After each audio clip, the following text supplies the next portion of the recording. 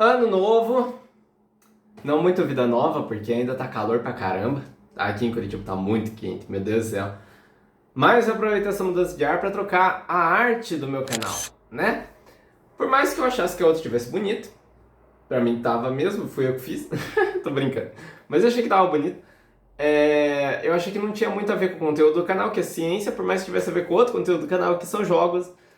Eu achei que tinha muito a ver com minha vida, daí eu decidi ir atrás de uma arte que representasse mais o meu canal. E eu cheguei nessa arte de estrela de nêutrons, de estrela azul, de pulsar, que é a banner do meu canal. Então, como eu tô aqui falando do meu canal já, eu vou explicar para vocês como se forma, o que é uma estrela de nêutrons e também explicar o que é uma estrela de sequência principal. Ok? Então é isso. Esse é o vídeo de hoje. Vamos lá?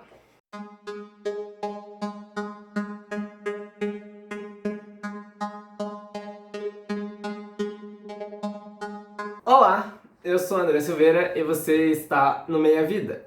Talvez essa seja a sua primeira vez escutando isso, porque eu ganhei bastante inscrito do tempo pra cá, que eu divulguei no Twitter, coisa e tal, vocês me ajudaram, obrigado a todo mundo que me ajudou e obrigado para todas as pessoas novas que chegaram no canal, certo? Eu sou André Silveira e esse canal aqui é o Meia Vida. Espero que vocês tenham passado um bom ano novo. Também espero que 2021 seja 1000 vezes melhor do que 2020. Tá? 2020 foi um ano merda pra todo mundo, querendo ou não.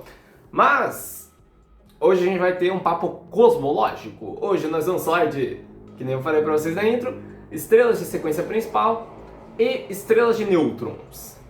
Ok? Então vamos ao ponto.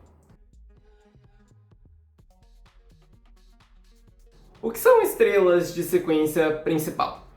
Estrelas de sequência principal é uma categoria de estrelas que queimam hidrogênio, que fundem hidrogênio em átomos de hélio, certo? É simples assim. Ela pega o hidrogênio que tem na sua formação, nos seus gases, e funde e gera energia formando hélio dentro do seu núcleo, dentro do seu corpo estelar, ok?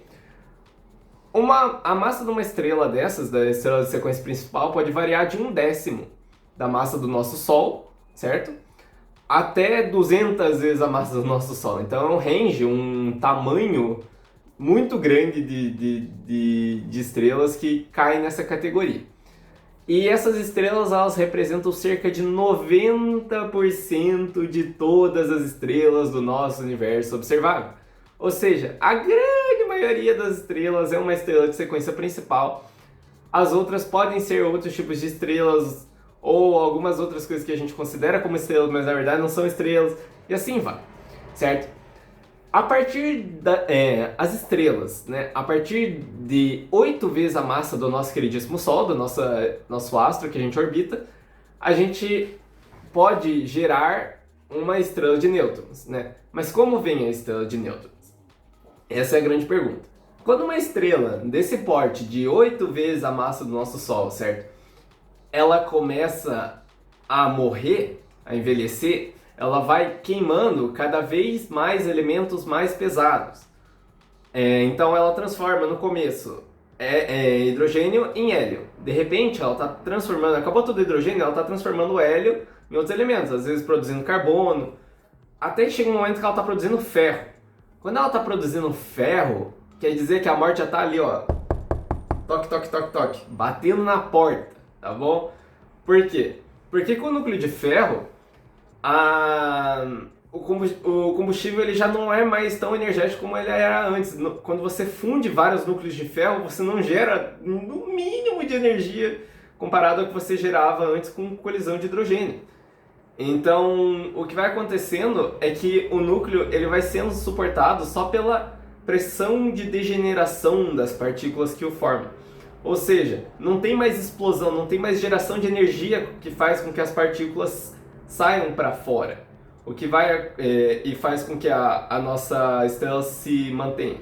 O que acontece é que a única coisa que mantém as partículas de comprimirem dentro de si mesmas é a pressão dos núcleos de ferro quebrando, certo? Então, eles vão colidindo um com o outro, às vezes, daí eles vão sendo cada vez mais comprimidos, até que mais ferro e mais ferro vai sendo adicionado ao núcleo, a compressão vai ficando cada vez maior. E a energia, né, porque a pressão vai aumentando e o volume vai diminuindo, então a temperatura ela aumenta. Com o aumento dessa temperatura, a gente chega na casa de 10 a nona Kelvin. 10 a nona são 1000, milhão, bilhão. É 5 bilhões de Kelvin, certo? É coisa pra caralho, muita coisa, certo?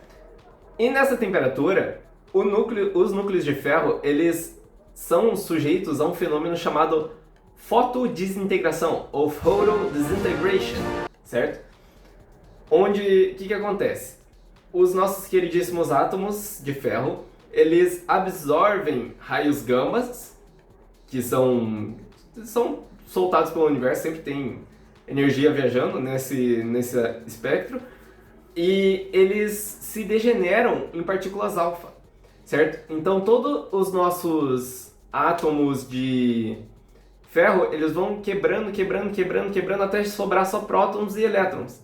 E como a nossa temperatura vai tá nessa casa muito alta, e conforme os átomos de ferro quebram, a temperatura aumenta mais ainda.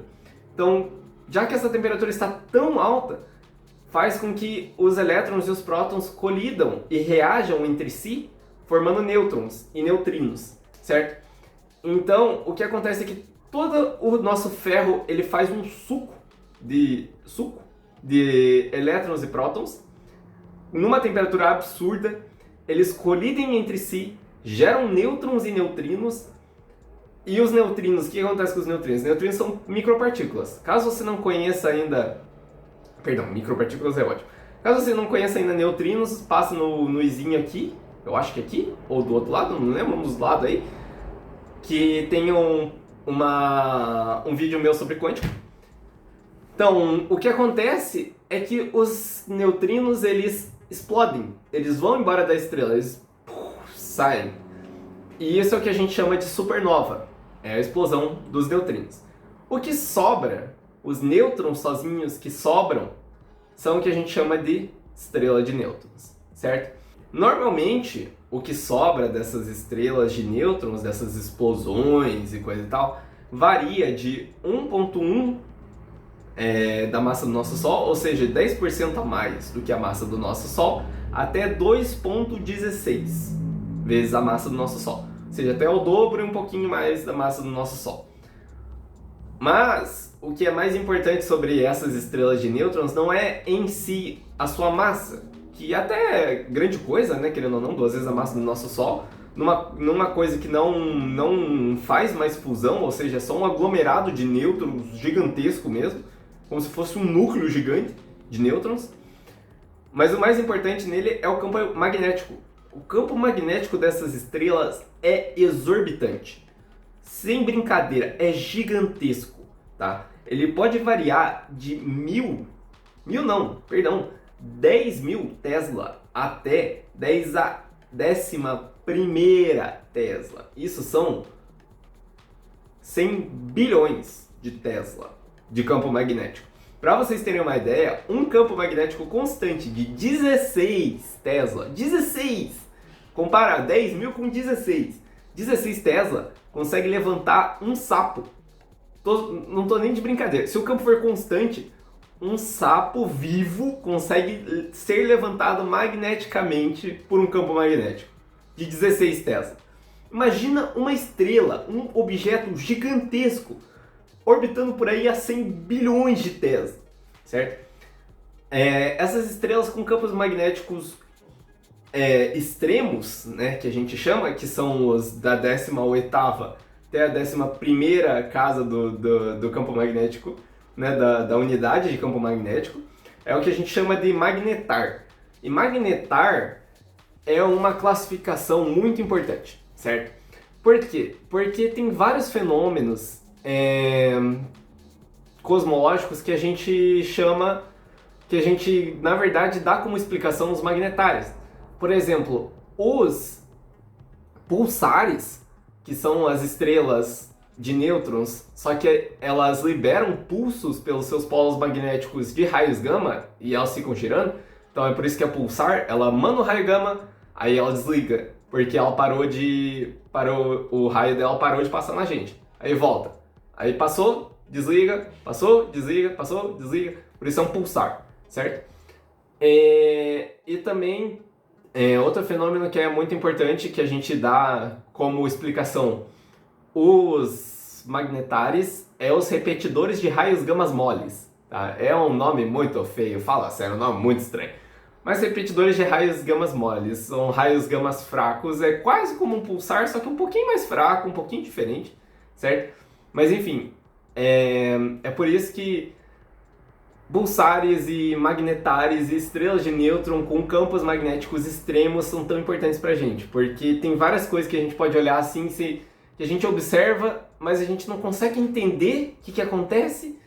Aí a gente fala bem assim, tá, pode ser que seja um magnetar, e daí depois é provado que seja um magnetar ou uma estrela de nêutron. Mas enfim, espero de coração que vocês tenham entendido o que eu tenha dito. Caso vocês não tenham entendido, coloque aqui nos comentários, por favor, escrevam aqui pra mim. Eu falei tudo isso só pra falar pra vocês que eu mudei a arte do meu canal, tá? O banner agora é um pulsar e o ícone é uma estrela de nêutron. Mas enfim, tá tudo certo. Se vocês tiverem gostado do vídeo, deixa o gostei e se inscrevam no canal caso vocês queiram. Eu sou o André Silveira, esse foi o Meia Vida. Até semana que vem. Tchau!